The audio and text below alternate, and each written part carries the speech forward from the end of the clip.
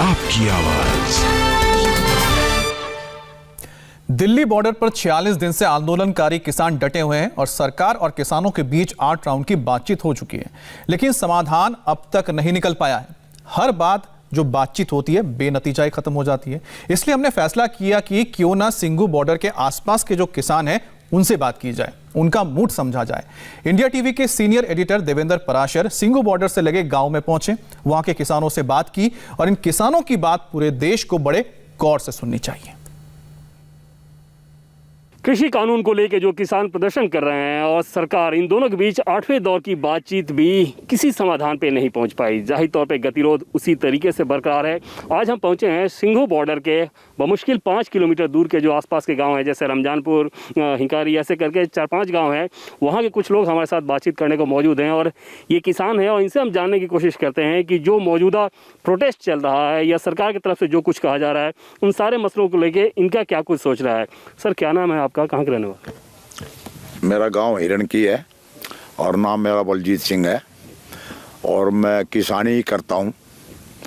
यहाँ पे सिंघू बॉर्डर पे प्रोटेस्ट चल रहा है। वो लोग कह रहे हैं कि जो कृषि कानून है वो डेथ वारंट है, उन कानूनों की वापसी ही करनी होगी। सरकार के साथ 8वें दौर की बातचीत भी असफल रही है। आप क्या सोचते हैं इस बारे में? सर, ये तो गलत बात है। ये जिद करना ये तो गलत बात है। किसी चीज़ पे सरकार ने कोई कानून बना तो हमारे हक में ही बनाया होगा, लेकिन ये जिद छोड़ के इसमें जो हमें सुधार करवाने हैं वो करवाने चाहिए, ना कि ये कहना निरस्त करो। निरस्त नहीं होना चाहिए, क्योंकि इसमें हमें फ़ायदा भी बहुत ज़्यादा है। हमें मार्केटिंग मिलेगी, हमें कॉन्ट्रैक्टर मिलेंगे, तो हमें फ़ायदा तो बहुत है इस चीज़ से। लेकिन समस्या क्या रहा है, सरकार ने कानून तो बना दिया लेकिन उसका प्रचार नहीं किया। इसमें सरकार चूँकि जो यहाँ शरारती तत्व हैं उनको मौका मिल गया, इसकी वजह से लोगों को भड़का दिया। हम किसान लोग इतने ज़्यादा पढ़े लिखे नहीं होते, इसकी वजह से हम थोड़ा सा बहकावे में आगे इनके अनर्गल बातें कर रहे हैं। और हर चीज़ पे हमारी एक थोड़ा होता है, मतलब हमारी किसान बरादरी में एक चीज़ है हट पकड़ना। हर चीज़ पे जिद करके बैठ जाते थे हमारा कितना नुकसान हो जाओ, लेकिन ये नुकसान ये इस आंदोलन के अंदर है। ये जिद अच्छी नहीं है। हम तो आपका क्या नाम है, कहाँ के रहने वाला? शक्ति सिंह मेरा नाम है, तिगीपुर गांव है और जी मैं मशरूम का प्लांट भी लगाता हूं और खेती भी करता हूं। कृषि कानून आपको लगता है कि गलत है और इन कानूनों की वापसी होनी चाहिए? सिंघू बॉर्डर पे जो किसान कह रहे हैं वो सही है? नहीं जी, ये बिल्कुल गलत है। कानून बहुत बढ़िया है। दलालों से हमें बचाने की कोशिश की जा रही है। ये हमें कुछ जो और असामाजिक तत्व घुस गए हैं इसमें, वो किसानों को बरगला रहे हैं। ये कानून बहुत बढ़िया बना है और बनना चाहिए। क्यों बढ़िया बना है, ऐसा क्या है इसमें? जो हम दलालों, आजकल हम गेहूँ ले जाते हैं, सब्जी ले जाते हैं, हम ले जाकर रख देते हैं, हमें रेट का पता नहीं होता। जो बिचौली है वो जो मर्जी रेट लगाते हैं।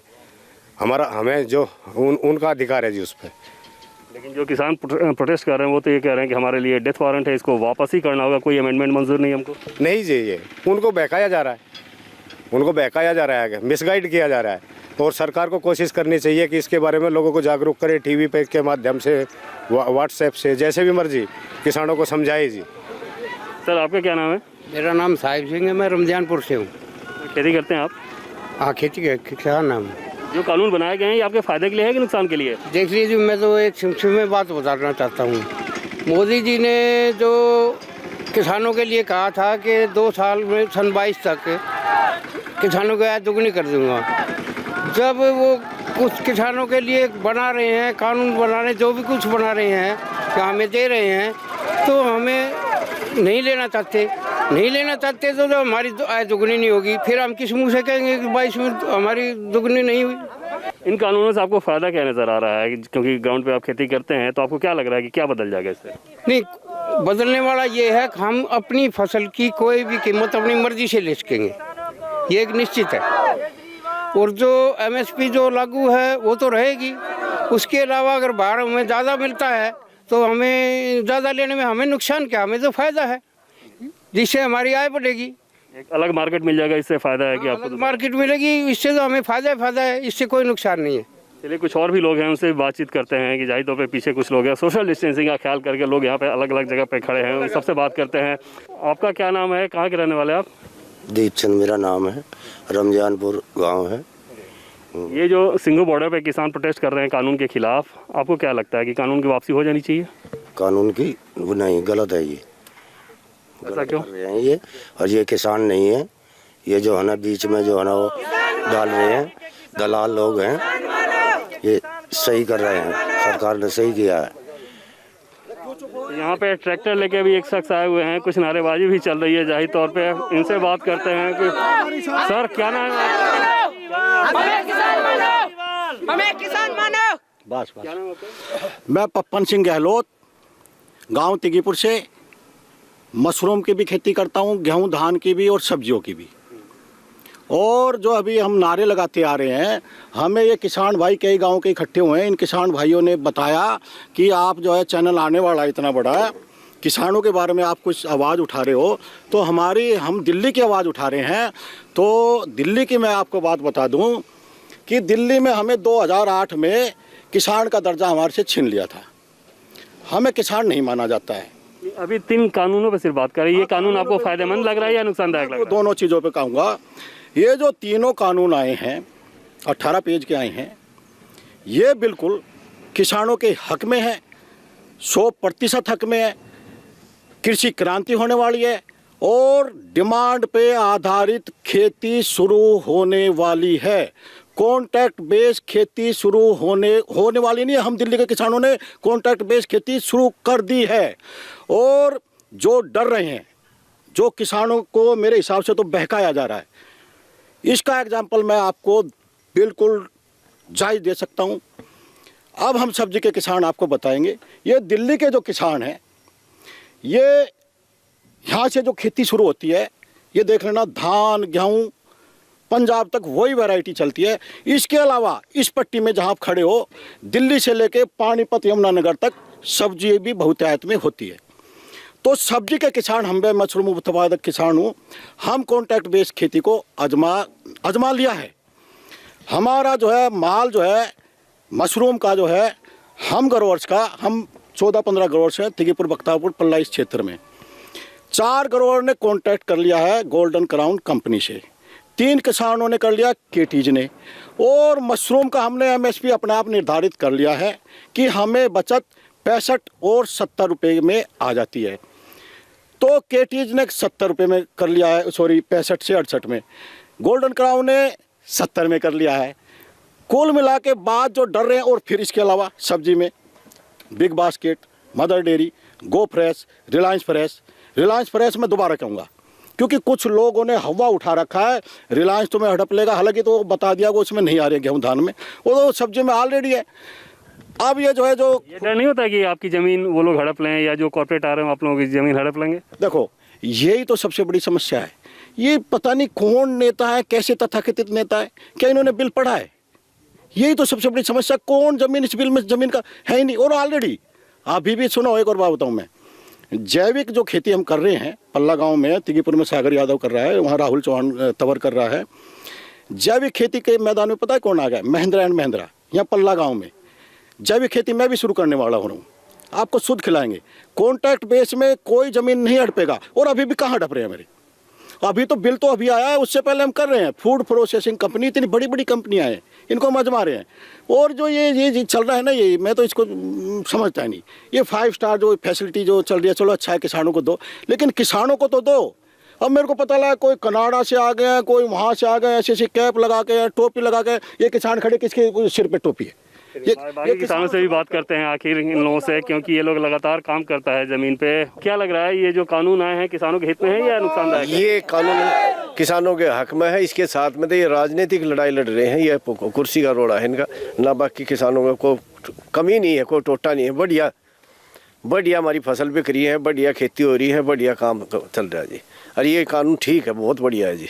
क्यों अच्छा क्यों लग रहा है ये? अच्छा, ये बीच में दलाल है, ये जो ये हट जाएंगे, डायरेक्ट सब्जी अपनी बेचने लग जाएंगे, गेहूँ अपने आप सीधे बेचने लग जाएंगे, डायरेक्ट पैसे आने लग जाएंगे। बीच में पहले पैसे नहीं आते थे हमारे मंडी में से, महीने में 2 महीने में भी काट के देते थे, ब्याज काटते थे, 100 फंड करते थे, उनसे हम ले नहीं सकते, उनसे पैसे लेते हैं, जब ब्याज पे देते हैं, हमारे पैसे रखते हैं, वे ब्याज देते नहीं, वे 6 महीने पैसे रखते हैं हमारे पैसे ने। तो इसलिए हमें ये कानून अच्छा लगा जी। सर, जिस तरह से सरकार समझाने की कोशिश कर रही है बार बार किसान लोगों को और 8 दौर की बातचीत हो गई है, सरकार बार बार भरोसा दे रही है, अमेंडमेंट करने को तैयार है, उसके बावजूद ये जो किसान प्रोटेस्ट कर रहे हैं वो मानने को तैयार नहीं है, उसके पीछे क्या वजह देखते हैं? ये इनको कुछ लोग बरगला रहे हैं, कुछ किसानों को बरगला रहे हैं, उनको उल्टी शिक्षा दे रहे हैं, तुम्हारी रिलायंस जमीन हड़प लेगा, ये कर लेगा, वो कर लेगा, ऐसे जबकि कुछ नहीं है, बल्कि इसमें तो हमें फायदा है। कॉन्ट्रैक्ट एग्रीमेंट जो कर रहे हैं वो बहुत अच्छा है। पहले भी हम देते थे कॉन्ट्रैक्ट पे जमीन ने, किसने हड़प ली हमारी? अब कौन हड़प लेगा? इनको बहकाया जा रहा है या कैसे भी लाया जा रहा है हम नहीं कह सकते इनके बारे। बिल्कुल बॉर्डर हमारे पास है, हमारा रोज आना जाना है और हम नहीं कह सकते वहाँ क्या क्या हो रहा है जी। सर, ये आपके बता रहे थे कॉन्ट्रैक्ट फार्मिंग पहले से भी आप लोग उसका उपयोग में ला रहे हैं और कोई नुकसान नहीं है कॉन्ट्रैक्ट फार्मिंग से आप लोगों को? ना, कोई नुकसान नहीं है हमें। कॉन्ट्रैक्ट में बहुत बढ़िया है। उसमें अगर हमारे कॉन्ट्रैक्ट पे लेते थे रेट भी ज़्यादा देते हैं, 70-75 हज़ार रुपये एकड़ के हिसाब में। पहले 35 में 40 में उगाई पे देते थे, अब तो 70-75 80 में भी ले रहे हैं वे। उसका हमारा एग्रीमेंट हो जाता है, हमें कौन हमारी ज़मीन छीन लेगा? कोई ज़बरदस्ती थोड़ा ना कर लेगा हमारी। और उसका एग्रीमेंट 3 साल का 5 साल का होता है, जो करते हैं वो ठीक है हमारा। लगातार आप लोग बॉर्डर पे जाते होंगे, सरकार समझाने की कोशिश कर रही है, वो बॉर्डर खुल नहीं रहा है, आगे का रास्ता क्या देखते हैं? तो जो उसमें तो किसानों का नुकसान हो रहा है जी, और किसी का नुकसान नहीं है। किसानों की सब्जी नहीं बिक रही, माल नहीं आ रहा है, इधर उधर नहीं आ रहा, कुछ कच्ची फसल होती है, मशरूम है, पनीर है, दूध है, वो खराब हो जाता है सब्जी वहाँ खेतों में जुतवानी पड़ रही है। ये किसान, मैं किसान ही नहीं समझता जी। किसान का नुकसान चाहेगा क्या जी? और वो जानबूझ के रास्ता ब्लॉक क्यों कर रहे हैं? प्रोटेस्ट करना, प्रोटेस्ट करो, एक रोड खोल दो, दूसरे एक को है, या और बहुत जगह है। सरकार ने जमीन दे दी निरंकारी कॉलोनी, वहाँ जाके क्यों नहीं बैठते? प्रदर्शन करना है वहाँ जाके करो, रोड ब्लॉक क्यों कर रखा है?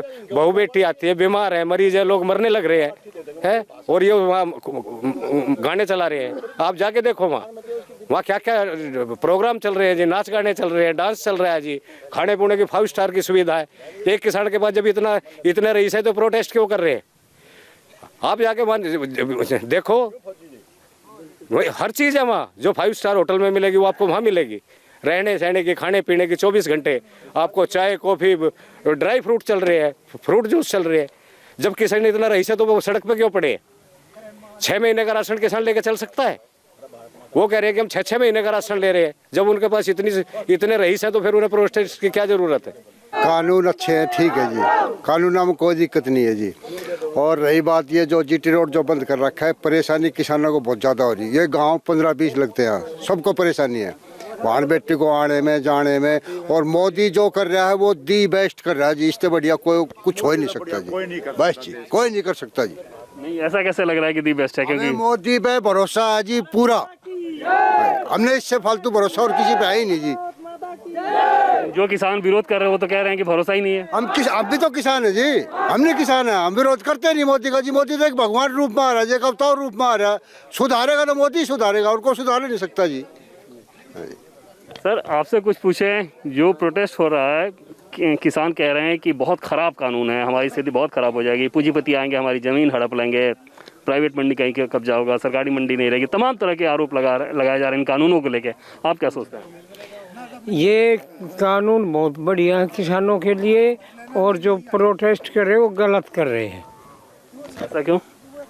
क्योंकि हमें मंडी के अलावा ये कॉन्ट्रैक्ट खेती के लिए और भी तो बाजार मिल गया ना, तो किसानों के लिए फ़ायदा है। और ये कह रहे हैं कि गोदाम बन गए।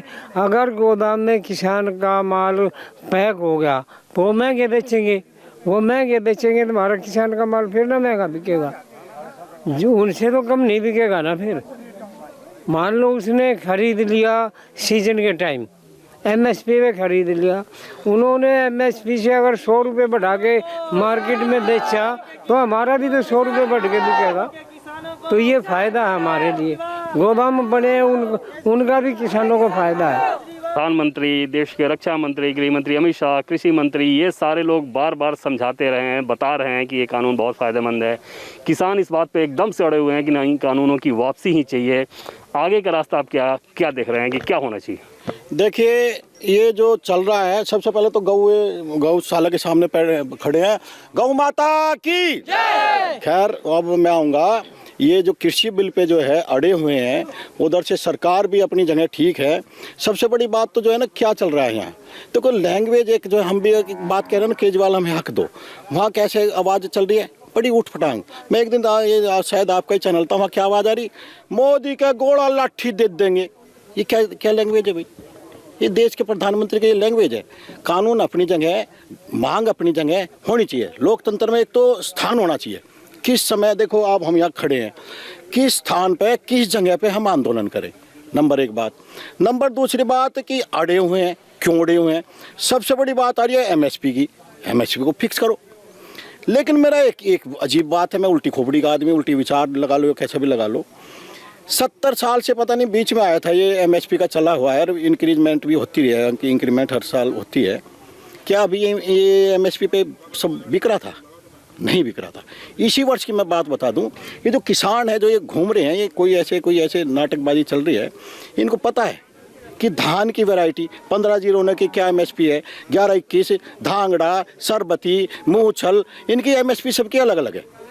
जो एमएसपी जो कह रहे हैं, शायद एमएसपी की जो है ना, इनसे पूछना है कि भाई एमएसपी क्यों लड़ रहे हो? एमएसपी 1509 की दिल्ली में बोलते हैं, जो सब्जी के किसानों 1509 अर्ली वैरायटी होती है, उसको 1930 है। क्या बिकी? नहीं बिकी। आड़तियों की मन मर्जी, नहीं बेचते। ये गिल्ला है, ये पूछो सब किसानों से, ये तमाशा, ये गिल्ला है, ये सूखा है, ये ज़्यादा सूख गया, भाव नहीं। थोड़ा ऐसे नमी का पहुंच गया, गिल्ला है, भाव नहीं। क्यों नहीं बिका? इस बात हैं ये कहते हैं। हाँ, हमारी धान की बात कर रहा हूँ। मेरा भतीजा लेके गया, कितने की बिकी भाई? एक किले की बिकी जो है 1600 की, दूसरी 1800 की। मैं कहता हूँ अब एमएसपी की बात करते हो, क्यों फिक्स करनी है भाई? अब मान लो ये हमारा एक कंपनी आ गई, ये कंपनी आ गई। एक तो सबसे बड़ी बात है कि कोई ये नहीं निर्धारित करा कि सिर्फ 2 ही कंपनी इस देश में आएंगी। खुला व्यापार है, कोई भी आ जाएगा। 10 कंपनीज आ गई और कहेंगे कि भाई हमें धान दे दो। ये किसान है, इसकी तो मंडी में ऑलरेडी वो बिकी रही है। 1600 कंपनी से कहेगा ओ भाई 1509 तेरे को दे दूंगा, 2400 का रेट दे। वो कहेगा भाई मेरे को अच्छी क्वालिटी चाहिए, ये कहेगा भाई पैसे दे। किसान के पास पूंजी की कमी है, यही तो है बिल में। तो इनका करार होगा, भाई कितने किले बोऊंगा, कितने एकड़ बोऊंगा। भाई तेरे पास कितने एकड़ है? मेरे पास 10 है, तो चल 10 के 10 बो दे। अब आएगी डिमांड पे आधारित अगले वर्ष। देखो आप जो है इसको एडिट करो, आपकी मर्जी है। डिमांड पे आधारित कैसी होगी? अब अगली वर्ष ये 10 जो आए, बिजनेसमैन लगा लो, कोई भी लगा लो, 10 आदमी ने स्टॉक कर लिया धान का और गेहूं का, दिक्कत हो जाएगी। अगले साल जो है उन्हीं किसान को फिर कहेंगे भाई वो कितने लगाऊं। वो जो कहे, वो फैक्ट्री मालिक या मिल मालिक कोई भी होगा, वो कहेगा अरे भाई पिछले साल का स्टॉक नहीं निकला है, तो फिर क्या करें? अरे नहीं 10 एकड़ नहीं लगाने हैं, फिर क्या करें? 2 एकड़ लगा। भाई 2 एकड़ में 8 एकड़ का क्या करूँगा? सीधी सी बात है। उसी समय व्यापारी दूसरा भी तैयार होगा जो तिलहन का कर रहा होगा, उसे सरसों चाहिए होगी, वो मैदान में आएगा। अरे किसान तो किसान है, उसे रेट चाहिए, कहेगा सरसों लगा दे भाई। कितने लगा दूं? 3 एकड़। कैसे लगा दूं भाई? अरे मैं वो धान का मेरे को पैसा दो। हाँ पैसा देंगे, लगा, अच्छी क्वालिटी की धान लगा, वैरायटी बता, रेट क्या होगा? एमएसपी कहाँ है बीच में? 4000 क्विंटल सरसों दूंगा भाई तेरे को, ये बचाता है। एमएसपी कहाँ है? कोई एमएसपी का चक्कर नहीं है। क्यों फिक्स करके हमें मरना है क्या? इस एमएसपी में कौन किसान संतुष्ट है, मेरे को ये बता दो। क्यों फिक्स करोगे इसे? अरे इतने दिन से ये किसान आता मत्ता मर गए। एक चीज आ रही है, उसे देख तो लो, अजमा तो लो। क्यों बहकावे में मेरे बेचारे जरा से सरदार किसान हैं? इतने से किसान इनको बहका के सड़कों पे। अन्नदाता क्या सड़कों पे अच्छा लगता है क्या? अन्नदाता को ये कौन है सेवादार? कौन सेवादार जाके बना है? ये सेवादार से क्या उनके हाथ जोड़े, उनको पैर पकड़े, अरे मेरे अन्नदाता ये तेरी सड़क पे जगह नहीं है। अरे मैं इस दिल्ली का राजा हूँ, मैं तेरे को होटल में ठहरा उनको। अरे तेरे इतने कार्यकर्ता, उनको कार्यकर्ताओं की जिम्मेदारी लगे, किसान चल अपने घर में सुलाएगा। ये मेरे को गुस्सा है। कोई रोड पे अन्नदाता को बैठा दिया और वहाँ सेवादार बन रहे हो, ये सेवादार है? अरे खुद तो रामलीला मैदान में बैठ के आंदोलन, एक बुजुर्ग को भूखा मार दिया। वही करो ना, इनको ले जाओ रामलीला मैदान में और वहाँ खिलाओ, इनको वहाँ भोज खिलाओ, 56 भोग खिलाओ, तब मैं मानूंगा सेवादार है। और सेवादार की एक और बात सुन लो, अब जो है गुस्सा आ गया है। ये कौन है? ये पूर्वांचल के लोग लॉकडाउन में लहूलुहान होके गए थे ना। तो आपने सुना कि जो किसान हैं जो टिकरी बॉर्डर के आसपास रहते हैं, उनका क्या कहना है इस कानून को लेकर। तो आपने देखा कि 2 मत हैं, सिर्फ यही नहीं है जो विरोध कर रहे हैं। कुछ लोग हैं जो मानते हैं कि ये जो कानून है वो सही है, फायदेमंद है। ब्रेक के लिए रुकते हैं, ब्रेक के बाद देखिए वैक्सीनेशन पर क्या है सीएम योगी का प्लान।